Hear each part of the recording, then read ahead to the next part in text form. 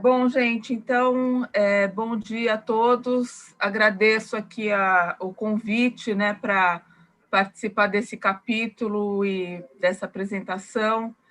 Esse trabalho aqui foi feito em conjunto, né, com o Marcelo Aranha, da Universidade Federal do Paraná, e com a Miriam, da Universidade Federal do Rio de Janeiro. Só um minutinho que eu não estou me vendo aqui.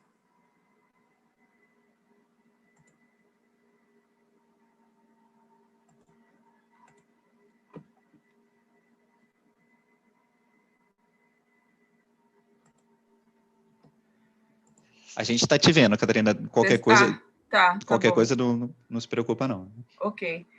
Bom, então, gente, a gente fez uma apresentação bem sintética, então, que era mais para mostrar mesmo os tópicos que a gente está abordando, tá? Então, a gente não vai entrar em grandes detalhamentos aqui, mas a ideia foi a gente mostrar para vocês como que a gente estruturou esse capítulo, tá? Então, a gente...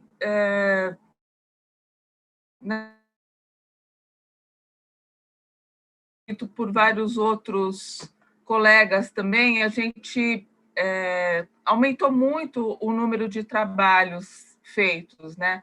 Na época, a gente tinha feito um levantamento que foi baseado mais ou menos em 10 trabalhos, e isso aumentou assim de forma exponencial, e então a gente tentou resumir isso de alguma forma nos principais tópicos que estão mostrados aqui. Então, a gente trabalhou usando essas 3 divisões aqui propostas para a estruturação do capítulo.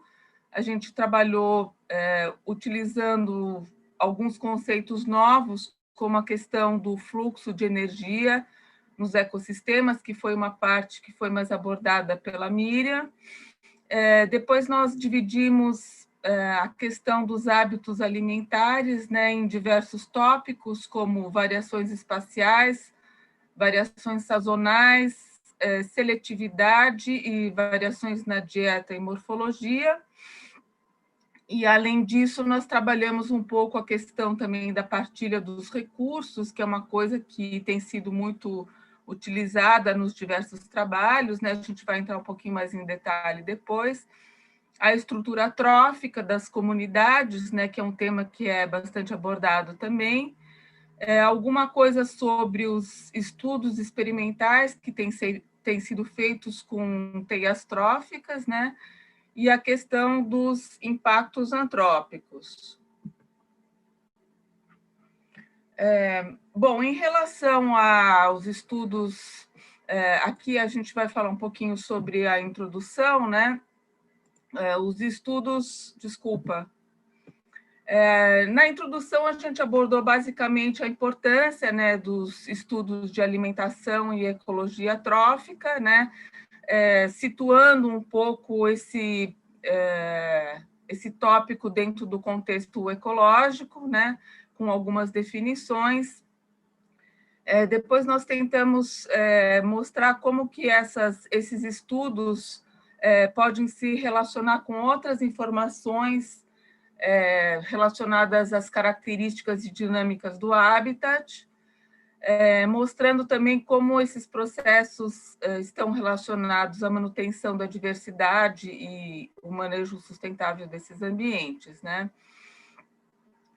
Nós fizemos, então, um levantamento dos estudos que foram realizados após a última edição, que foi em 99.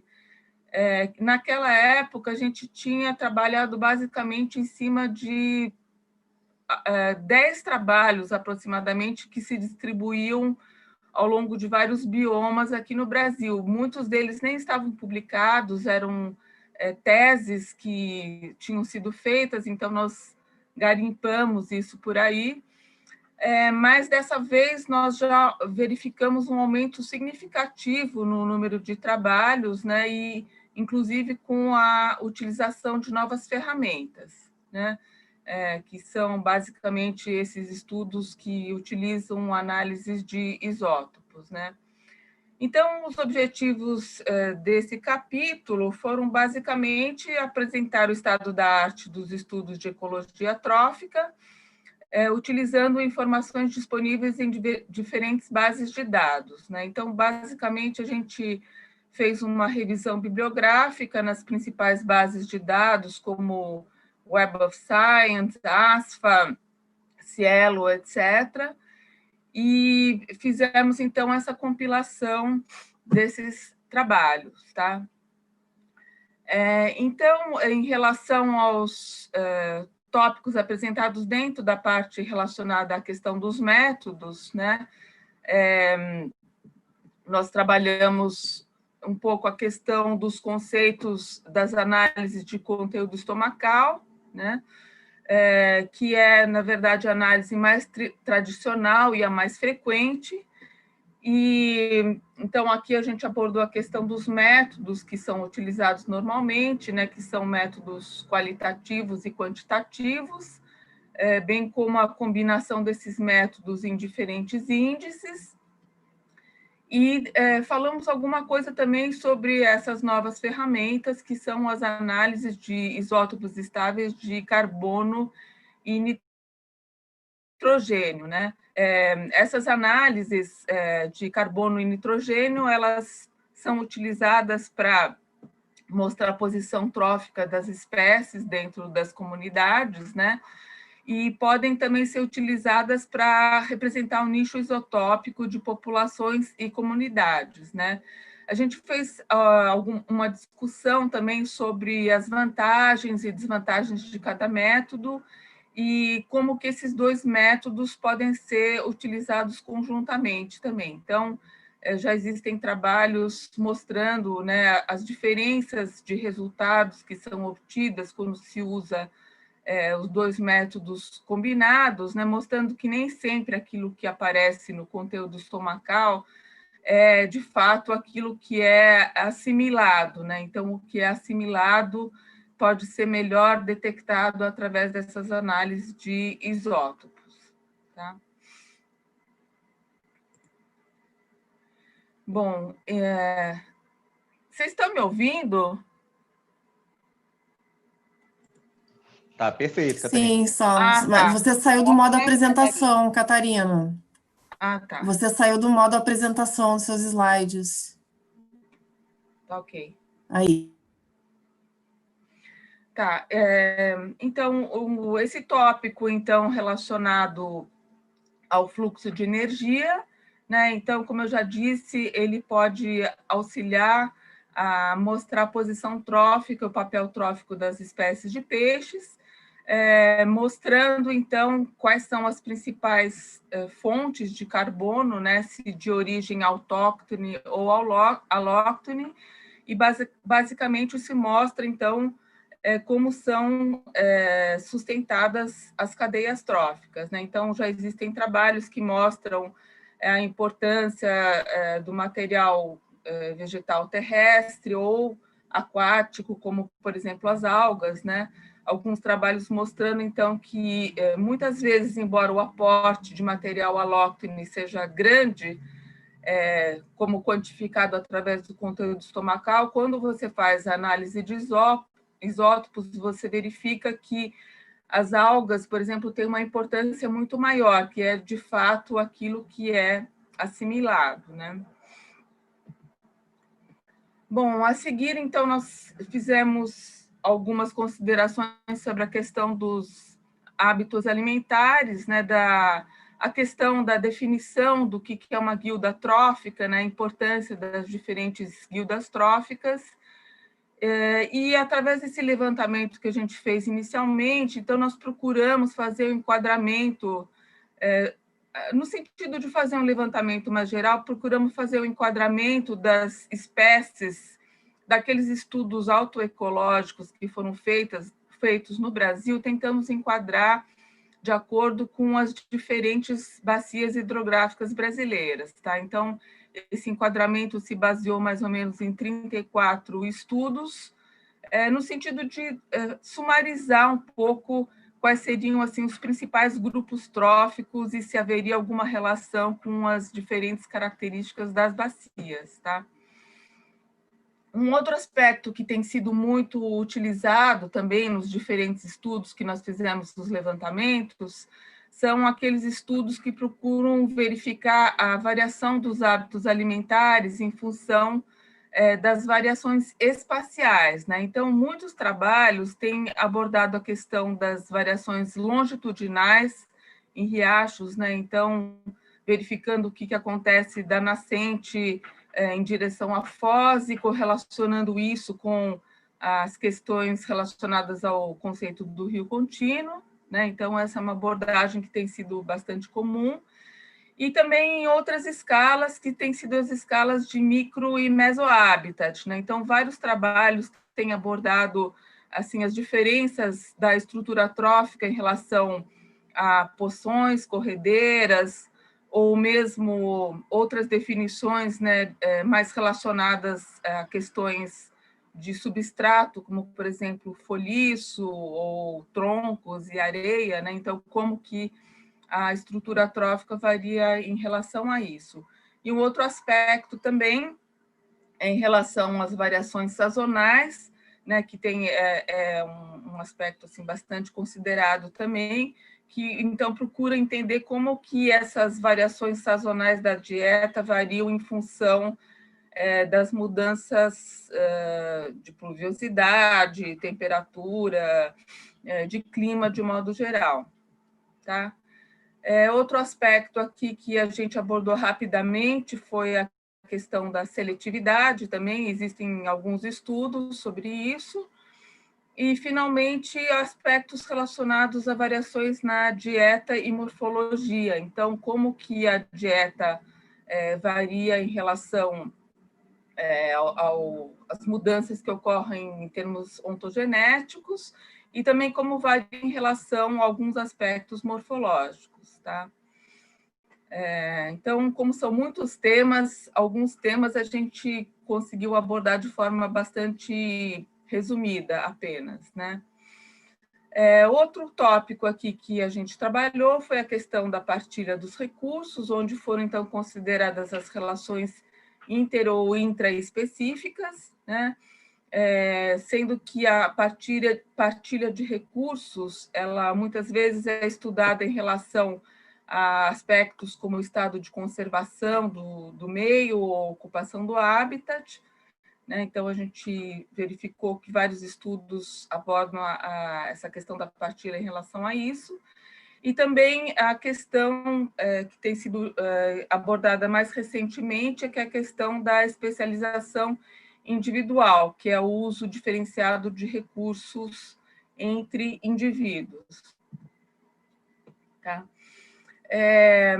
Então, esses foram alguns aspectos. Um outro aspecto aqui, a gente, em relação à estrutura trófica, a gente fez uma pequena definição, né, do que é considerado a estrutura trófica, né, que é a relação entre produtores e consumidores, os fatores que podem influenciar isso, né? Então, muitos estudos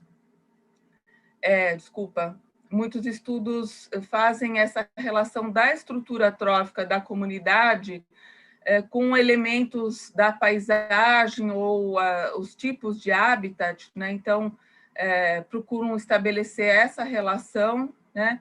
E essas relações da estrutura trófica com os diferentes componentes do ambiente, então, elas podem ser estudadas tanto através das análises de conteúdo estomacal, como através das análises de isótopos, ou a gente viu alguns estudos também que, então, utilizam observações subaquáticas, né, tentando, então, através dessas observações, descrever a estrutura das comunidades, tá? Então, tem um trabalho que a gente até citou, que descreve aspectos, a estrutura funcional das comunidades, se não me engano, um trabalho que foi feito na Amazônia também. E outro aspecto aqui que a gente considerou foram estudos experimentais. A gente verificou que existem poucos estudos, né? Alguns testam os efeitos do sombreamento, da instalação de microhábitats artificiais sobre a estrutura da comunidade, mas são poucos estudos, são basicamente realizados aqui na região sudeste do Brasil. Se não me engano, acho que tem um trabalho da Virgínia e de uma aluna da Lilian também. E, finalmente, fizemos algumas considerações também sobre a questão dos impactos antrópicos, que é um aspecto que tem sido abordado por muitos trabalhos, né? Acho que muita gente está interessada nesse tema, né? E, a partir desse levantamento que a gente fez, a gente verificou que, basicamente, existem dois temas tratando da questão dos impactos antrópicos. Um é a questão da influência da zona ripária, e os outros são relativos aos efeitos da urbanização, né? Então, o pessoal lá do Nupélia, de Maringá, tem muitos trabalhos tratando dessa questão da urbanização, não só sobre a questão da estrutura trófica, mas sobre a estrutura da comunidade de modo geral, né? Então, alguns trabalhos mostram como que a disponibilidade das presas, a seleção das presas mudam em função dessas mudanças ambientais também, né? Então, a gente pode ter uma mudança na disponibilidade e na forma como essas presas são selecionadas. Um outro aspecto que a gente verificou também é que... Desculpa. Um outro aspecto que a gente verificou também é uma abordagem mais recente, que é a questão da poluição por microplásticos. Está mudando aqui por microplásticos, né, que é um tema mais recente, que está sendo começado a estudar em pequenos riachos também, e é um tema importante porque ele afeta os processos fisiológicos, o comportamento das espécies, a performance natatória, e o próprio grau de repressão também acaba mudando em função da ingestão desses itens que não têm um valor nutritivo, então é uma questão bastante importante também. E uma outra coisa que a gente detectou também é que a questão dos impactos em escala global, como as mudanças climáticas, que é um tema ainda relativamente pouco abordado, mas que já está sendo estudado em outras regiões também e que acaba influenciando, então, a distribuição e a disponibilidade dos recursos alimentares, tá? E, com isso, né, podem ser causadas mudanças nas interações competitivas e de predação e mudança na estrutura trófica.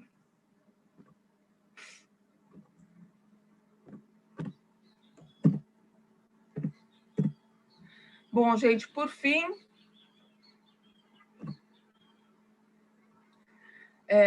a gente fez uma parte relacionada às conclusões, então a gente viu que a maior parte dos estudos ainda se concentra na região sudeste. Acho que isso tem a ver com aquilo que o Ricardo falou, que é a própria origem dos grupos de pesquisa, né?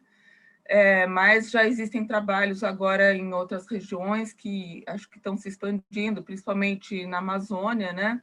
Que já tem um grupo bem consolidado.